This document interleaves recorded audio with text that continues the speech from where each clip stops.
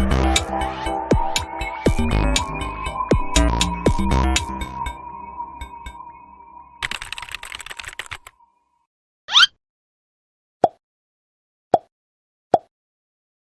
여러분 안녕하세요. 김인성의 주식학교입니다. 오늘은 우리가 수산물에 대한 테마를 어떻게 바라봐야 되는지 간단하게 말씀을 드리도록 하겠습니다.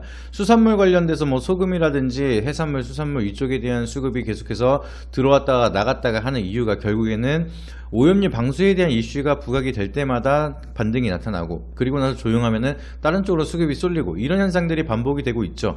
근데 지금 이거를 하나의 산업으로 봐야 되는 것인지 테마로 봐야 되는 것인지에 대해서 좀 우선적으로 말씀을 드리겠습니다. 뭐 길게 본다라고 하면 우리가 산업적으로 바라볼 수도 있긴 하겠지만, 지금은 결국에는 이게 정치적인 모멘텀을 가지고 움직이는 이슈들이다라고 보실 수가 있어요. 지금 여당이랑 야당이랑 계속해서 이 오염수 방류에 대한 문제점을 가지고 많은 여론 플레이들이 만들어지고 있는데, 지금 제가 봤을 때는 내년 4월인 총선까지는 여기에 대한 이슈가 왈가왈부가 지속적으로 나타나면서 시장에 대한 재료가 계속 들쑥날쑥 만들어질 거라고 예측이 됩니다. 어느 날에는 굉장히 위험하다라고 얘기를 할 거고, 어느 날에는 문제가 없다라고 얘기를 하면서 투자 심리가 들어왔다가 빠졌다가 그거를 응용하는 세력들도 계속 있을 거라서, 국내산 수산물에 대한 가격이 오르거나 일본 수입산이 배제가 되니까 국내 수산물에 대한 수요가 증가를 해서 산업에 대한 성장이 될 거라는 산업 실적 기대감으로 바라보기보다는 기사에 따라서 움직여진다라고 판단이 되는 테마성 재료로 바라보시는 게 맞겠죠. 그런 부분에 대해서 좀 우리가 알면서 이 오염수 방류에 대한 문제점과 그리고 우리가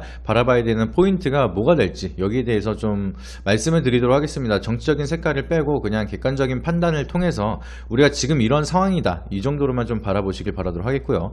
주식 투자를 하면서 내가 어느 쪽에 대한 시선이 쏠리기 시작을 한다라고 하면은 그 정책에 대한 부정적인 요소가 되기 시작을 하면서 투자 포인트를 놓치는 경우가 많기 때문에 그거는 그걸로 배제를 하시고 투자는 투자로 바라보시는 거를 미리 말씀드리도록 하겠습니다. 그게 좋아요. 그래서 지금 일본에서 오염수 탱크에서 배출되는 오염수의 양만 하더라도 약 130만 톤이 넘어간다라고 얘기를 하고 있는데요. 이 금액은 올림픽 수영장 530개를 만들 수 있을 정도에 대한 어마무시한 규모의 오염수를 방류를 한다라는 뜻입니다. 그래서 이 130만 톤 가량의 오염수를 어디로 방류를 하느냐, 그 후쿠시마 앞바다에다가 이제 방출을 하겠다 이건데, 얘네들 말로는 이 처리수에서 계속해서 필터링을 한 다음에 안 좋은 물질들을 다 해석을 하고 마지막으로 필터링이 안 되는 요소가 결국엔 삼중수소 이 하나다, 이렇게 얘기를 하고 있습니다. 그래서 이 삼중수소를 없애는 방법은 결국에는 많은 물을 희석을 하면서 여기에 대한 농도를 낮춰서 인체에 무해하게끔 만드는 게 가장 좋은 방법이기 때문에, 오염수 방류를 하는 방식에서는 1차적으로 필터링을 한 다음에 거기서 물을 많이 섞어서 바닷물과 희석을 하고 아무런 문제가 없는 수치를 만들어 놓고 방류를 하겠다, 이렇게 얘기를 하고 있습니다.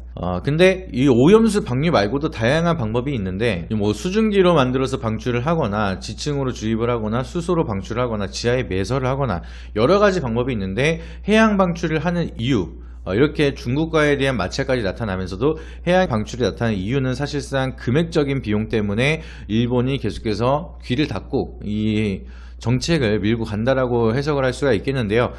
지금 수증기 방출만 보더라도 349억엔, 하나로는 3,157억 2,885만원 금액이 나오고요. 그리고 해양 방출로 하게 되면은 34억엔으로 하나로는 307억 5,810만원, 요 정도로 금액 차이가 거의 10배가량 가까이 차이가 나기 시작을 하죠. 그러다 보니까 일본에서는 금액적인 차이가 굉장히 클 수밖에 없는, 수증기 방출보다는 해양 방출을 할 수밖에 없고, 뭐 지층이라든지 수소 방출, 지하 매설은 훨씬 더 금액이 비싸다 보니까 아예 배제를 하고 이 둘 중에 고민을 하다가 욕을 먹더라도 좀 금액적으로 싸게 하자, 왜냐면 일본은 디플레이션이고 경기가 그렇게 좋지 않다 보니까 이거를 고집하고 밀고 나가는 느낌이 좀 있는 것 같습니다. 그래서 이런 상황 때문에 지금 오염수 방류를 계속해서 하고 있는 거고, 지금 한국에서는 그 정부에서 승인을 떨어졌기 때문에 방류가 시작이 되고 있다, 이런 얘기가 나오고 있습니다. 그래서 오늘 기사가 하나 또 나온 게, 후쿠시마 앞바다에 대한 삼중수소 농도가 좀 달라져서 우려감이 더 커진다, 그러면서 수산물에 대한 좀 수급이 조금씩 들어오고 있는 모습이죠. 그래서 우리가 이거를 좀 어떻게 바라봐야 되는 거고, 이 시뮬레이션이 어떻게 흘러갈지, 여기에 대해서 좀 우리가 해석을 해야 되는데, 일본이 여기서 후쿠시마 앞바다 쪽으로 오염류를 방류를 하게 되면은 여기서 해류가 이쪽으로 이렇게 가기 시작을 합니다. 그래서 이렇게 돌아서 다시 한국 앞바다까지 오는데 시간이 거의 한 10년 이상은 걸릴 것이다 이렇게 얘기를 하고 있고, 이제 바로 여기서 여길로 이렇게 한국으로 바로 오는 게 아니라 크게 태평양을 한 바퀴 돌고 나서 한국으로 오기 때문에 30년에 걸쳐서 조금씩 방류를 하기 시작을 할 거고, 여기서 이렇게 이동을 하는 순간 계속해서 바닷물이랑 자동적으로 희석이 되기 때문에 한국까지 오는 데에 대한 농도는 거의 미미할 수밖에 없다 이렇게 얘기를 하고 있는 게 지금 찬성론이고, 그리고 반대로는 지금 삼중수소뿐만이 아니라 무거운 물질들은 이게 바다에 가라앉기 시작을 하면서 이제 심해 쪽에서는 이 해류를 타고 가지 않고 중국 쪽을 타서 바로 이제 한국으로 이렇게 들어올 수가 있다. 그렇기 때문에 5년도 아니고 우리가 당장 1년 뒤에도 여기에 대한 영향이 나타나기 시작을 하면서 문제점이 발생이 될 수가 있고, 계속해서 인체에 유해한 물질들이 한국 사람들 몸에 쌓일 수밖에 없기 때문에 이거는 절대적으로 반대를 해야 된다 이렇게 얘기를 하면서 찬반이 갈리고 있는 상황입니다. 근데 이제 과학자들이 하는 얘기들은 거의 문제가 없다라고 얘기를 하고 있지만 사람 심리가 그렇게 가볍게 생각할 수가 없겠죠. 그래서 우리가 AI 조류 독감이 터졌을 때도 닭을 아무도 안 먹고, 과거에 미국 소고기를 들여왔을 때도 소고기 불매운동이 나타난 것처럼 지금도 마찬가지로 수산물에 대한 우려감 때문에 소상공인들도 장사가 안 될 정도로 이런 직격탄을 맞고 있는 상황입니다. 그리고 중국도 마찬가지로 여기에 대한 우려감 때문에 일본과의 적대심, 반발심이 굉장히 커서 사이가 굉장히 많이 틀어지고 있는 상황이다라고 보실 수가 있겠고, 근데 여기서 우리가 좀 중요하게 바라봐야 될 게, 찬반 의견을 나눠 생각을 하게 된다라고 하면은, 지금 오염수를 방류하기 시작을 한다라고 하면 지금 후쿠시마 원전이 멈춘 게 아니기 때문에 한번 방류를 하면 30년에 걸쳐서 계속해서 방류를 하겠지만, 그만큼 또 쌓이는 오염수가 있기 때문에 계속해서 방류를 지속적으로 할 수밖에 없다. 그러면 우리는 지금 뭐 30년이 아니라 100년, 200년 계속해서 바다를 오염시켜야 되는 상황이고, 그렇게 되면은 한국에 영향이 없지 않을 거다 이렇게 얘기를 하고 있습니다. 그리고 1차적으로 필터링을 하는데 그 필터가 결국에는 사용하면 사용할수록 고장이 나기 시작을 할 거고 기능이 상실된다라고 하면은 지금이야 초반이라서 거기에 대한 좀 기준치에 맞는 오염수 방류를 하겠지만, 이게 시간이 흐를수록 거기에 대한 기준에 미달되더라도 방류를 지속적으로 한다라고 하면 우리는 알 방법이 없다. 그렇기 때문에 후쿠시마 앞바다에 대한 오염 농도를 체크를 못하게끔 항상 얘기를 하고 있고, 여기에 대해서 과거부터 항상 진실을 감추고 있는 일본의 말을 어떻게 믿느냐라는 게 반대의 의견입니다. 근데 찬성에 대한 의견은 후쿠시마 원전 폭발이 나타나고 약 2년 동안 필터링이 되지 않은 오염수들이 계속해서 태평양 앞바다로 흘러나갔는데, 10년, 15년이 지난 지금도 마찬가지로 한반도 근교의 해안가의 삼중수소 농도는 변함이 없다. 지금 2000년도 초반부터 지금까지도 매년 똑같이 삼중수소에 대한 농도를 매년 체크를 하면서 공개적으로 올리고 있는데, 거기에 대한 유의미한 변화가 없기 때문에 2년 동안의 오염수 방류를 했는데도 불구하고 농도 자체에 대한 차이가 없어서 해안을 돌면서 자동적으로 삼중수소가 희석이 되면서 우리나라에 오는 물질들은 안전한 물질만 오는 게 과학적인 증명이 되었다. 이런 얘기를 하면서 찬성을 하고 있는 그런 상황입니다. 그래서 여기에 대한 재료를 통해서 찬반이 끊임없이 갈리기 시작을 할 거고요. 내년 4월 총선까지는 지속적으로 여기에 대한 좀 여론 플레이를 통해서 테마적인 흐름이 오르고 내리고가 지속적으로 반복이 될 거라고 예측이 되고 있습니다.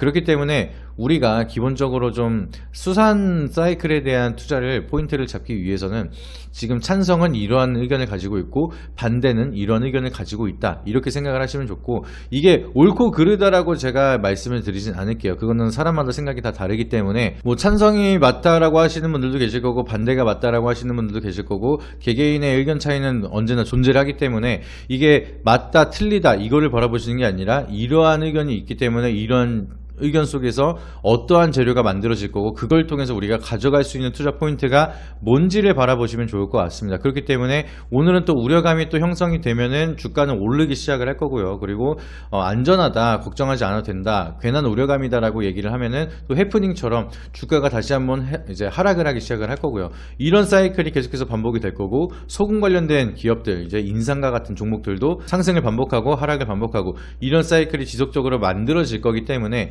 이 사이클은 좀 당장 단기적으로 끝나지 않을 것 같습니다. 다만 우상향으로 막 쭉쭉쭉 올라갈 만한 그런 재료는 아니기 때문에 언제든지 호재가 터질 수가 있고 언제든지 악재가 터질 수 있어서 우리가 트레이딩 관점으로 접근하기에는 그래도 유효한 산업이다, 그거를 좀 바라보시면 좋을 것 같고요. 이 수산물에 관련된 종목 중에서 좀 좋은 이 오염수 방류에 대한 수혜를 가장 많이 받을 수 있는 종목은 제가 리서치를 해서 우리 회원님들에게 또 공유를 드리도록 하겠습니다. 그래서 여기에 대한 종목들이 궁금하다라고 하시면은 고정 댓글에 있는 텔레그램 링크 누르셔가지고 입장하셔서 다양한 정보들 받아보시고 VIP 컨설팅까지 오셔가지고 직접적으로 많은 종목들 받아보시길 바라도록 하겠습니다. 이거를 한 번만 타이밍을 잘 잡는다라고 하면은 하나에 대한 재료만 가지고도 여러 번 수익을 낼 수가 있고 좋은 결과를 끊임없이 만들어갈 수가 있는 그런 개별 장세가 이어지고 있기 때문에 더 늦기 전에 오셔가지고 9월달 이벤트도 있다 보니까 많은 도움 받아보시고 좋은 결과 같이 만들어 가시길 바라도록 하겠습니다. 네, 이상입니다.